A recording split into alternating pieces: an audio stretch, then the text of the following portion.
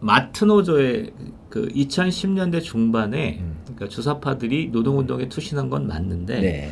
경기 동부만 그랬냐 아니면 그렇진 않거든. 네. 그러니까 울산파도 있어. 그러니까 근데 최근에 인천이 약간 악화되고 경기 동부랑 울산이 비까비까해. 네. 예. 그리고 그렇기 때문에 경기 동부가 어느 정도 경기 동부와 그 세력 관계에서 어느 정도일까 이게 하나고 두 번째는 전통적인 국민파가 있잖아. 국민파. 네. 예. 그러니까 오늘도 좀 얘기를 해봤더니 국민파가 그러니까 지금 이석기 집행부의 일종의 전횡에 대해서 상당한 불만을 갖고 있다는 거야. 네. 그래서 불만이 어느 정도일까가 일단 궁금하고 두 번째는 그게 왜 중요하냐면은 우리의 목표가 민주노총을 해체하는 거냐 네. 아니면 민주노총 집행부에서 주사파적 성향을 제거하는 거냐 네, 이건데 네. 나는 이 후자라고 사실은 봐. 네. 어떻게 제거해 민주노총을. 그 다음에 세 번째는 이게 약화될 거냐 강화될 거냐인데 약화될 것 같아. 왜냐하면 민주노총 집행부가 너무 무리한 행보를 지금 하고 있어. 그러니까 8.15 대회가 대표적이거든. 네.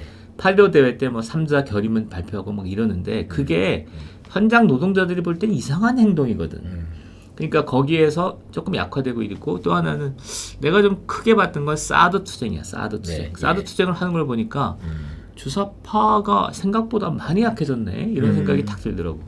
그 등등해서 내가 볼 때는 당신하고 나하고의 과제는 그러니까 조선일보에서도 막 그냥 경기동부 얘기를 막 해. 네, 네. 시했는데 네. 확실히 잘 모르더라. 네. 그래서 이거를 좀 디테일하게 다음번쯤에 과제로 삼아서 분석을 해볼까요?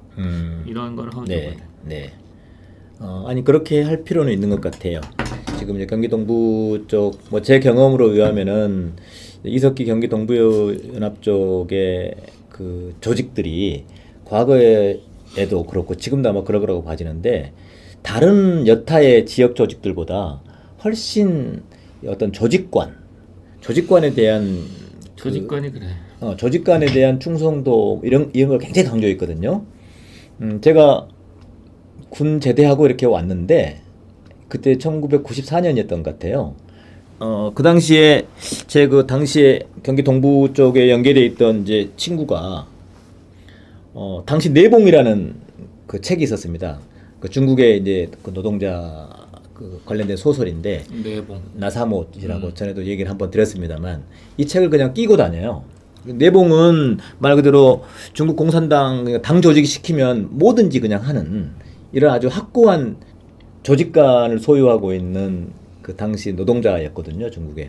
근데 그거 이제 그 노동자를 이제 그 어떤 혁명의 전형으로 이렇게 소설화했던 책인데 당시 이제 그 경기 동부 쪽의 조직원들은 전부 그 책을 끼고 다녔어요. 맞아. 그러면서 조직관을 굉장히 중요하게 생각했죠. 다시 머리로 뭔가를 생각하고 당시 정세를 분석한다거나 아니면은 자신들의 어떤 지금 노선이라든가 어떤 지향들을 토론해서 뭔가 이렇게 성찰하고 의견을 나누고 이런 고민보다는 이석기 당시 경기 동부 그러니까 지도부죠.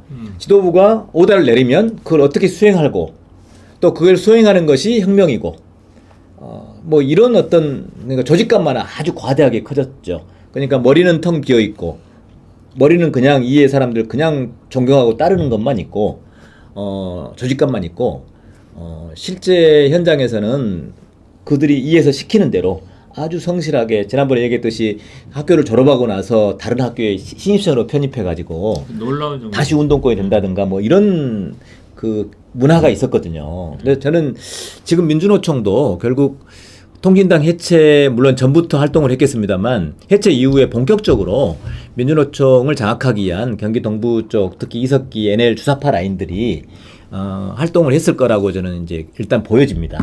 지금 나타난 현상으로 봐도 그렇게 충분히 의심할 만한 하고요.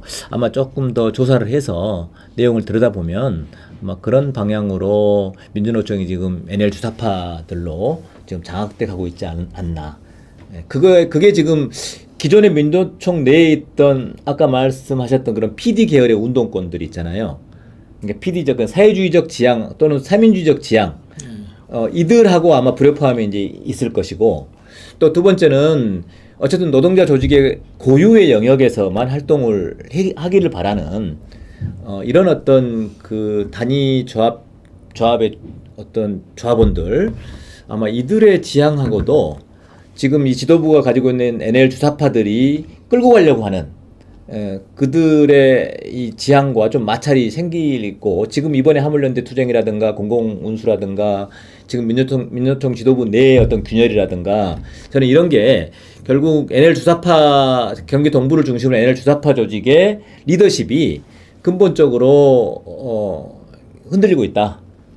뭐 깨지고 있다 이렇게 보여져서 지금 시기에 더더욱 그러니까 뭐 사회주의 또는 PD적 경향의 민주노총 지도부가 있는 것은 저는 크게 위협적이지 않다고 봐요. 뭐 제 개인적인 생각은 그렇습니다.